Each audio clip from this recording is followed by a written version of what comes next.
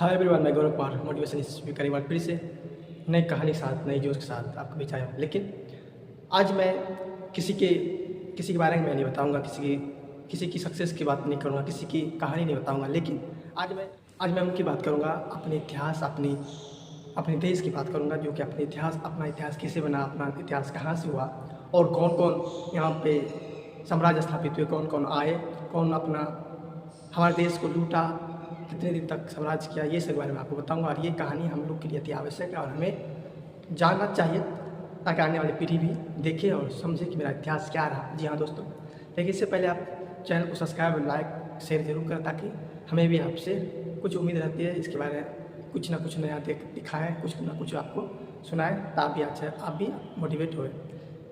जी हाँ दोस्तों, हम आते हैं अपने इतिहास में। भारत के इतिहास 3 प्रमुख कालों में बांटा गया। पहला प्राचीन भारत, मध्य भारत, आधुनिक भारत। इसकी शुरुआत लगभग 33 ईसा पूर्व की सिंधु घाटी सभ्यता से होती है, जिसके बाद वैदिक काल, मौर्य और गुप्त साम्राज्य में भारत की स्वतंत्रता आती है। मुस्लिम शासन भी आया, आगमन हुआ, ब्रिटिश राज भी आया। अंततः 1947 में भारत की स्वतंत्रता हुई। और चीज़ें इस वीडियो के माध्यम से आपको देखने को मिलेगी, जानने को मिलेगा। लेकिन इससे पहले आप चैनल को सब्सक्राइब लाइक जरूर करें। प्राचीन भारत सिंधु घाटी सभ्यता लगभग 33 ईसा पूर्व से लेकर 1300 ईसा पूर्व तक रहा। इसमें हड़प्पा और मोहनजोदड़ो जैसे उन्नयन नगर योजना, जल निकासी व्यवस्था और व्यापार का विकास हुआ। उसके बाद आए वैदिक काल, जो 1500 से लेकर 500 ईसा पूर्व, जो कि वेदों की रचना, आर्यों का आगमन और ग्रामीण सभ्य संस्कृति का विस्तार। जैन धर्म, महावीर जयंती, बौद्ध धर्म का, गौतम बुद्ध का भी कुछ न कुछ उदय हुआ। उसके बाद आए महाजनपद आने ये 300 से लेकर 150 ईसा पूर्व तक आए। और मौर्य और अशोक महान साम्राज्य हुए, विशाल जिन्होंने बौद्ध धर्म का प्रचार प्रसार किया। उसके बाद आए गौतम बुद्ध आने के बाद इसके बारे में आपने जाना।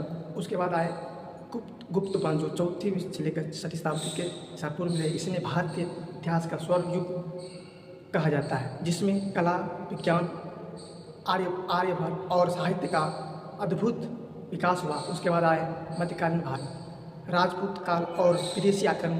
उत्तर और दक्षिणी भारत में क्षेत्रीय राजवंश उदय हुआ।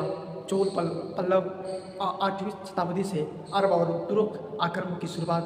मोहम्मद बिन कासिम, मोहम्मद बिन गजनवी सब आए। उसके बाद दिल्ली सल्तनत 1206 से लेकर 1526 ईस्वी पूर्व तक गुलाम खिलजी, तुगलक वंश और सैयद और लोदी वंश का शासन। कुतुब मीनार, इसी वंश में कुतुब मीनार और प्रशासनिक सुधारों की शुरुआत हुई। जी हाँ दोस्तों, ऐसे सब साम्राज्य हुए जो कि भारत के इतिहास को विस्तारित किया। लेकिन और आपको बताएंगे, इतना ही नहीं, भारत की आज़ादी तक जो होता है हम बता देंगे। कि चैनल को सब्सक्राइब लाइक जरूर करें। उसके बाद आए मुगल साम्राज्य 1526 से 1857 ईस्वी, जिसमें बाबर द्वारा स्थापना किया गया। अकबर, जहांगीर, शाहजहां और औरंगजेब के शासन, वास्तुकला, ताजमहल और संस्कृति का विस्तार हुआ। उसके बाद भक्ति आंदोलन और मराठा साम्राज्य का उदय। संत कबीर में मीराबाई, गुरु नानक देव का प्रथम, शिवाजी महाराज द्वारा मराठा साम्राज्य की स्थापना और स्वतंत्रता का संघर्ष।